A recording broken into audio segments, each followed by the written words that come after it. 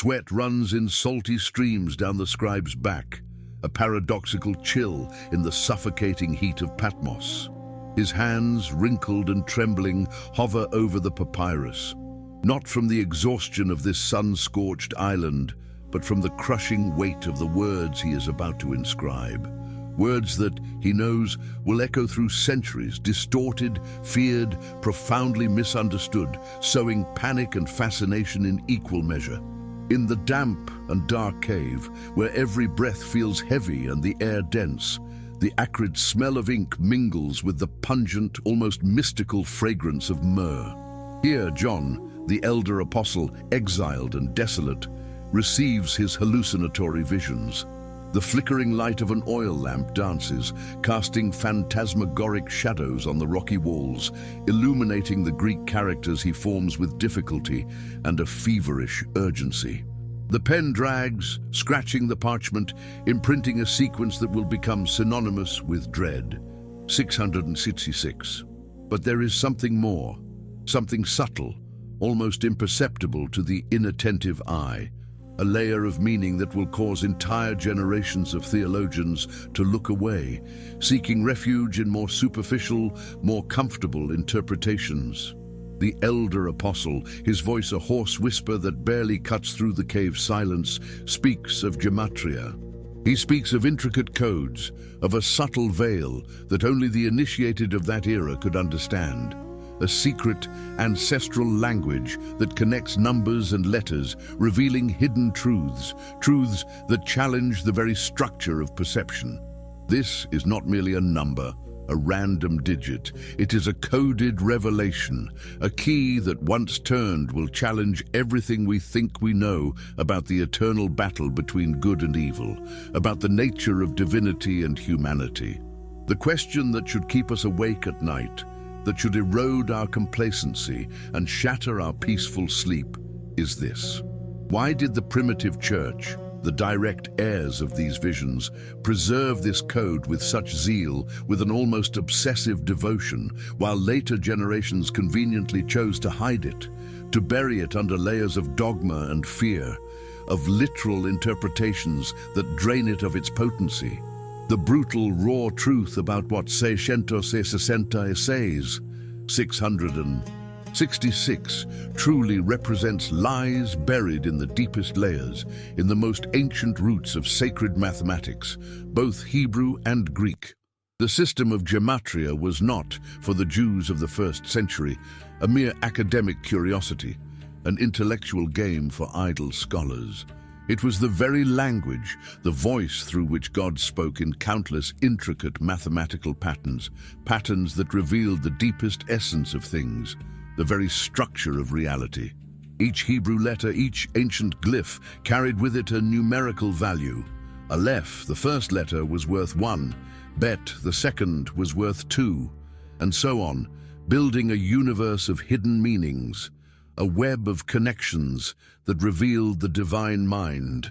In Koine Greek, the lingua franca of the time, the cultural bridge that connected the empire, the same principle applied with an astonishing symmetry between the two cultures.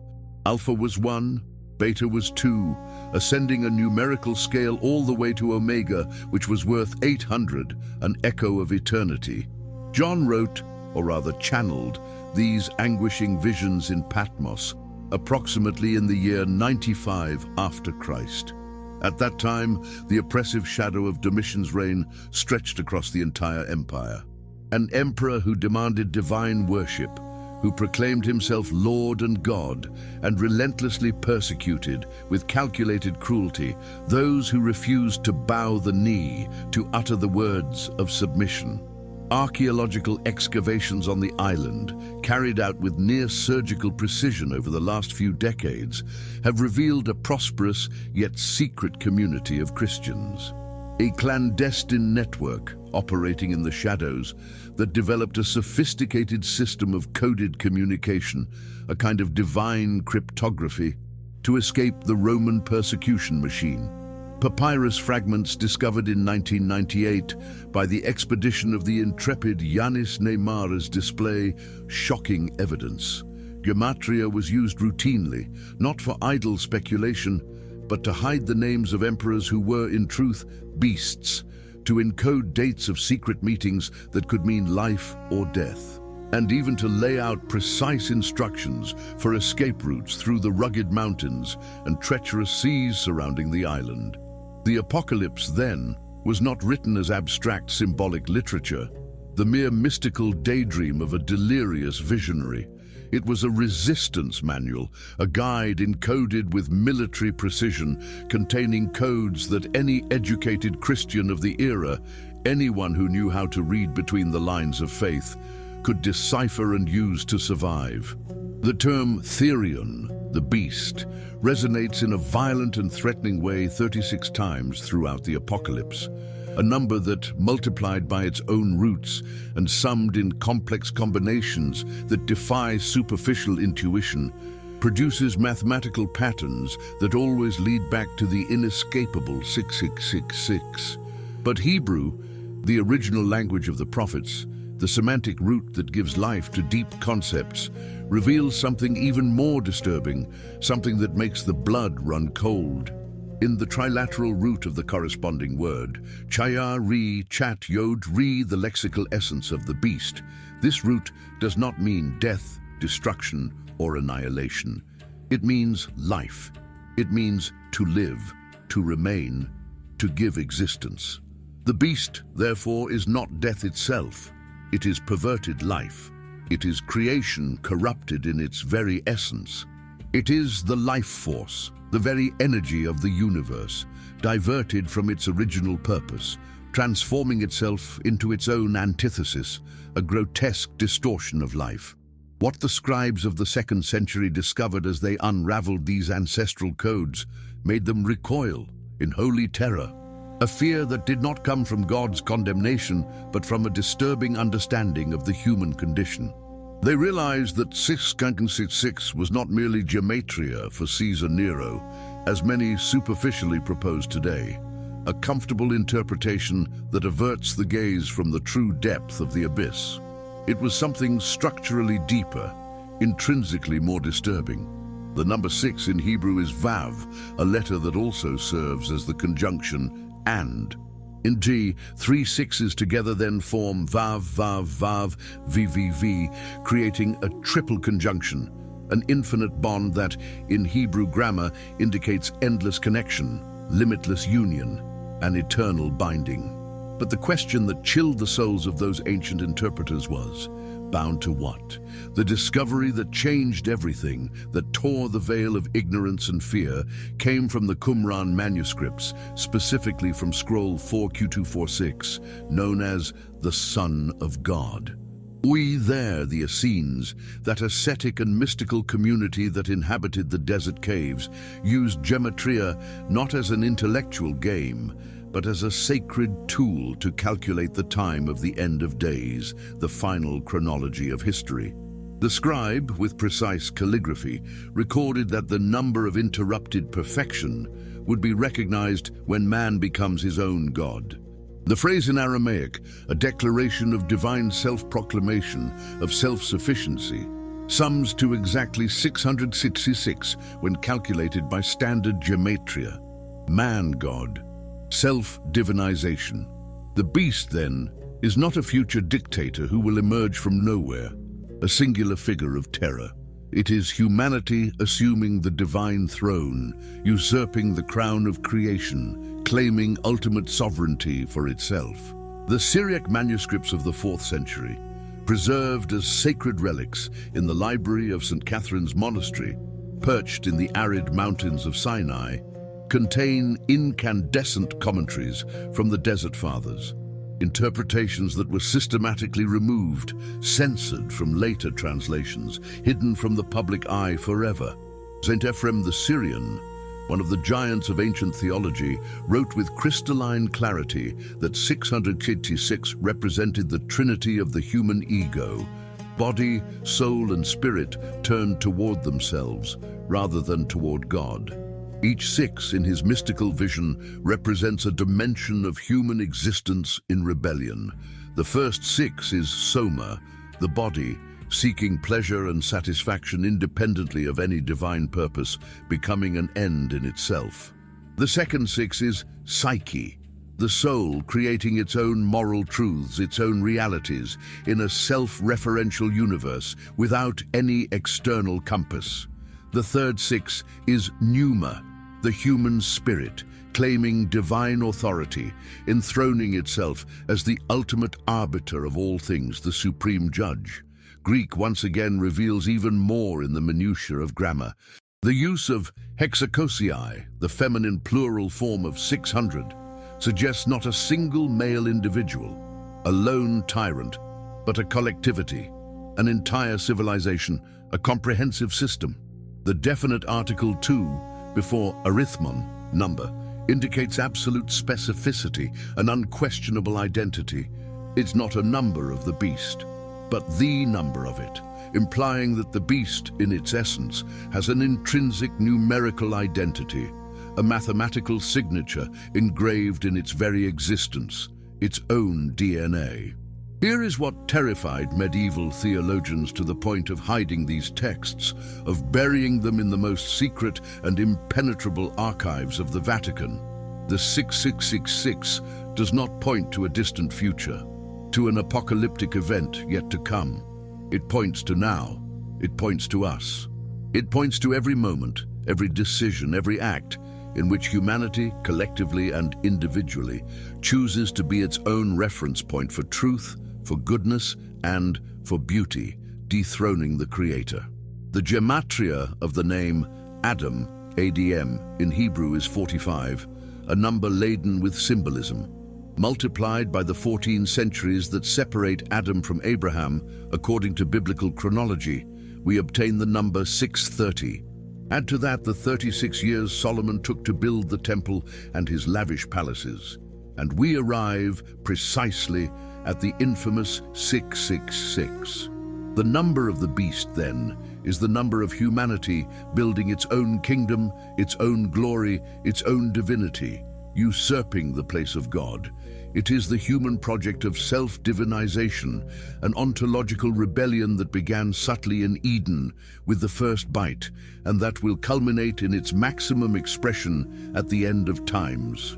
The Coptic codices, discovered miraculously in Nag Hammadi, reveal that the Gnostics of the 2nd century, with their esoteric vision and their access to hidden knowledge, had already perceived this disturbing connection.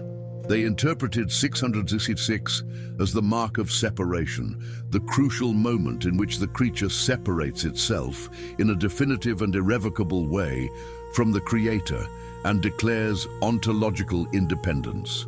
It is not merely moral rebellion, a behavioral deviation. It is existential rebellion. The creature echoing the divine words, "I am that I am," but in an inverted, arrogant form, a declaration of self-sufficiency. The most disturbing thing of all is that this process is not future, it is present. Every time we redefine good and evil according to our own convenience, according to our selfish desires, we engrave a little more of the code 66 into our own essence, into our collective soul. Every time we become our own ultimate reference point, the center of our own universe, we advance one step, almost imperceptibly, in the direction of the mark of the beast. Every time our civilization elevates the human being to the status of the measure of all things, of the supreme arbiter of reality, we draw closer, dangerously, to the number that represents humanity enthroned, self-damaged. The Church hid this truth for centuries because it forces us to look in the mirror, not toward a distant future, but toward ourselves, and to recognize that the Antichrist is not merely a distant eschatological figure, a monster yet to come. It is the shadow each of us carries, the dark potential that manifests when we choose to be our own God. It is the fundamental temptation that runs through all of human history, an ancient serpent that whispers in our ears and that finds its maximum expression in the last days, when humanity will finally be able to realize its oldest and most dangerous dream, to live as if God did not exist, to be self-sufficient, self-referential, self-determined. The code 6666 is the spiritual DNA of human rebellion, the genetic matrix of our insistence on creating our own universe.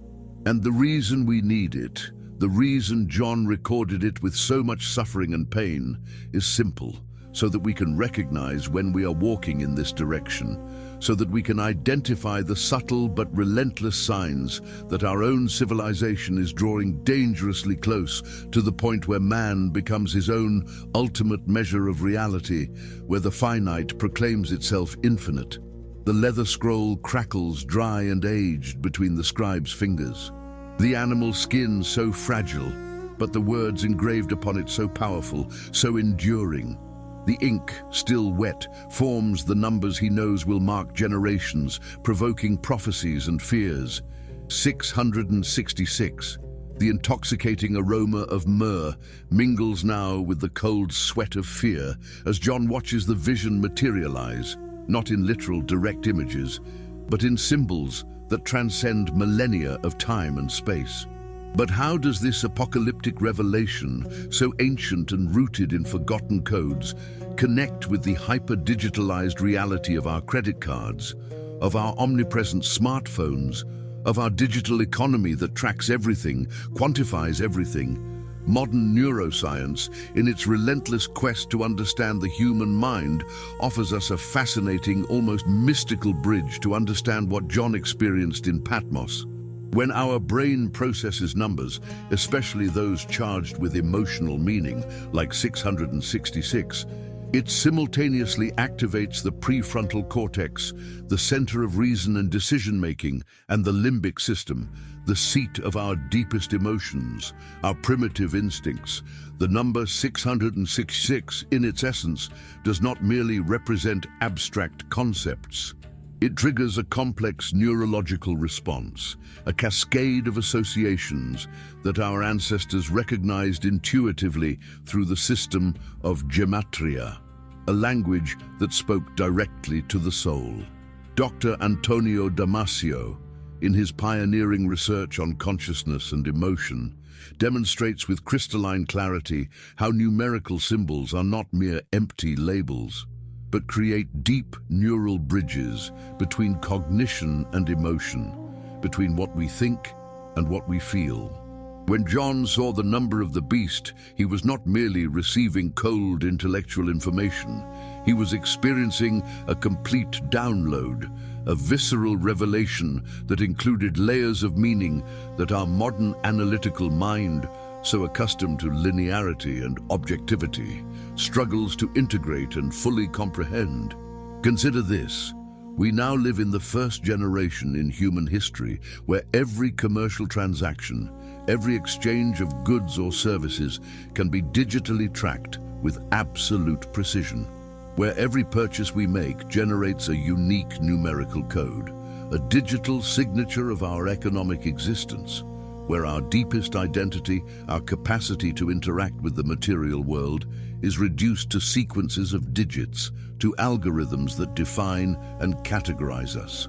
What John saw in his disturbing vision was not only about the Roman Empire and its local tyranny, it was about the eternal pattern, the intrinsic tendency of how human systems, in their pursuit of efficiency and control, tend to reduce people to numbers, to mere units of processable data. China's social credit scoring system, in its real and present dystopia, already implements exactly this in a frightening way. Citizens receive numbers based on their behavior, their social interactions, their daily choices. These numbers, these codes of conduct, determine their access to transportation, housing, employment, life opportunities. Without the correct number, without the approved social score, you literally cannot buy or sell, cannot travel, cannot fully exist in society. This is not a fulfilled prophecy in its most literal sense, an exact prediction of a specific event. It is rather an ancient and persistent human pattern, repeated in a new technological guise, but with the same essence of control and dehumanization. But here is what most modern interpretations completely ignore, what is lost in superficial readings and interpretive conveniences. The number 666 in Gematria does not represent only Nero or any specific dictator who might arise in the future. It represents the underlying principle, the DNA of humanity trying to be God, seeking perfection, omnipotence through systems of control created by its own hands. The 6, as we have seen, is the number of man, created on the 6th day of creation. Tripled, it represents the human attempt to reach divine perfection, 777, through purely human methods, through its own ingenuity, its own will. When you type your identification number to make an online purchase. When your smartphone tracks your location to suggest products you need.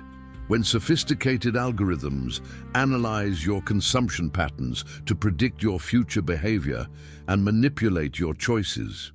You are not being malevolent, but you are, without realizing it, participating in a modern version, a digital reincarnation of the same system that John envisioned in Patmos. Not because technology is intrinsically evil in itself, but because it represents the human tendency, that incessant pursuit, to reduce the complex and multifaceted identity of a person to processable data, to units of control. The deepest truth, hidden for centuries and veiled by convenient interpretations, is not about a future dictator who will come to enslave us. It is about how each generation, in its own search for order and security, recreates the same pattern, the same systems that promise efficiency and control in exchange for personal autonomy and freedom. Rome did this through the worship of Caesar, demanding total submission to the divine emperor. We do it more subtly through the worship of digitized consumption, the convenience of data, the illusion of security that technology offers us. Greek once again reveals additional layers of meaning. The term arithmos, number, shares an etymological root with arthos, complete, perfect. John was not merely seeing empty numbers. He was seeing how humanity, in its desperation for meaning, seeks completeness. Perfection through numerical systems, through codes and algorithms, rather than seeking a genuine, personal and vulnerable relationship with God. Every time we prefer the cold convenience of the code to the unpredictable risk of personal relationship, we repeat, without realizing it, the pattern of Revelation 13. So when you see the systems around you asking you to digitize your identity, to reduce your essence to a code, remember, it is not about resisting technology itself, about living in a cave. It is about recognizing with unshakable clarity that our true identity, our intrinsic dignity, can never be reduced to numerical sequences, no matter how sophisticated, no matter how efficient they may prove to be. The smoke of incense still hangs in the cave's thin air like an echo of ancient mysteries. John sets down the reed pen, the instrument of his torment and his glory. His eyes burn, not only from the flickering light on the parchment, but from the overwhelming intensity of the revelation that consumed him. The number he has just written with such sacrifice will carry the weight of 2,000 years of distorted interpretation and misunderstanding, 666.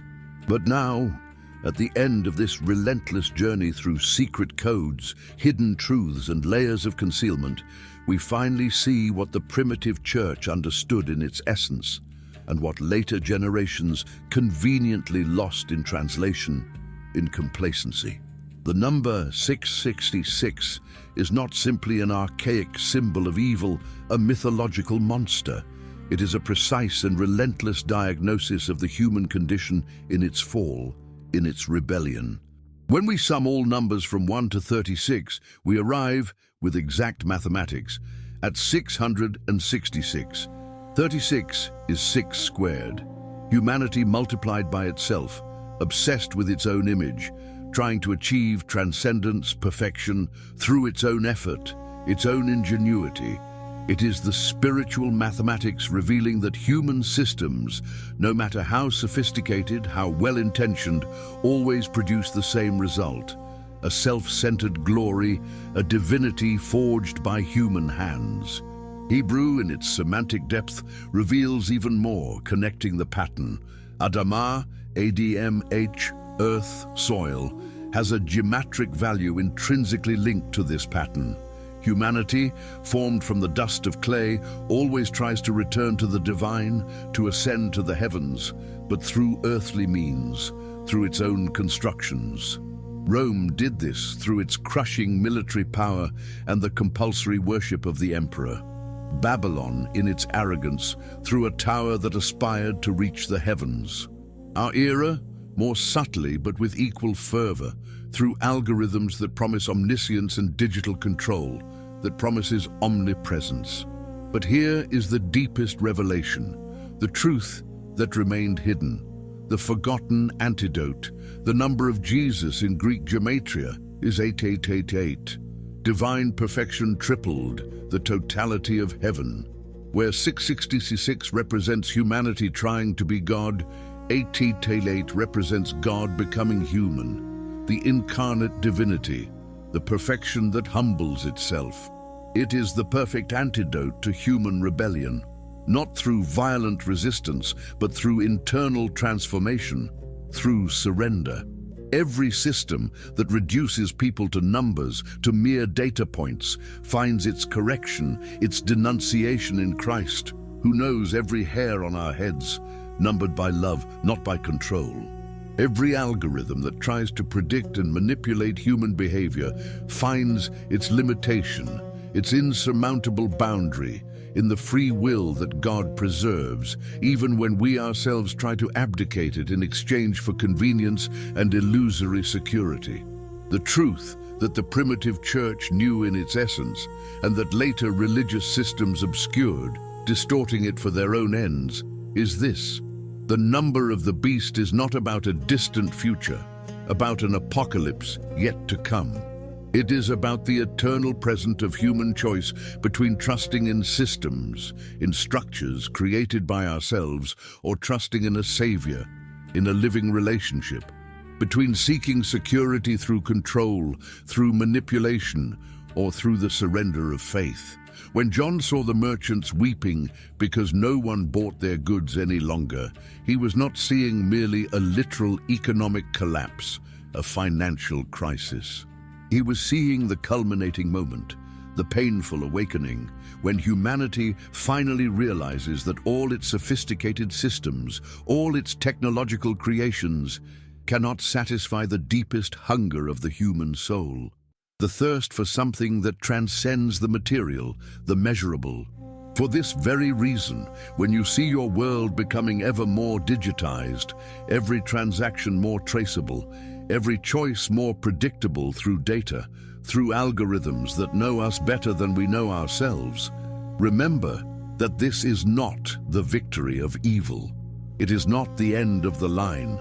It is the path through which God is, paradoxically, demonstrating the glaring insufficiency of all substitutes, all false securities, for a genuine relationship with Him, for an identity that transcends any code. The secret code of 6666 is that it always points to 888, to Jesus Christ, who did not come to destroy human systems, but to reveal their fundamental inadequacy, their intrinsic flaw, and to offer something infinitely better, something that fills the void that no number can fill. It is not about resisting numbers, but about recognizing that our true identity, our deepest essence, transcends any code we may receive or reject, any mark we may carry. The Church hid this for centuries because it preferred to use the fear of 666 to control people, to keep them in line, rather than using the overwhelming love of 888 to liberate them, to empower them. But now you know the truth. The number of the beast is real, present and powerful in its capacity to reveal the human condition. But it was never the end of the story. It is only the chapter that must end, so that the next one, the true chapter, can begin.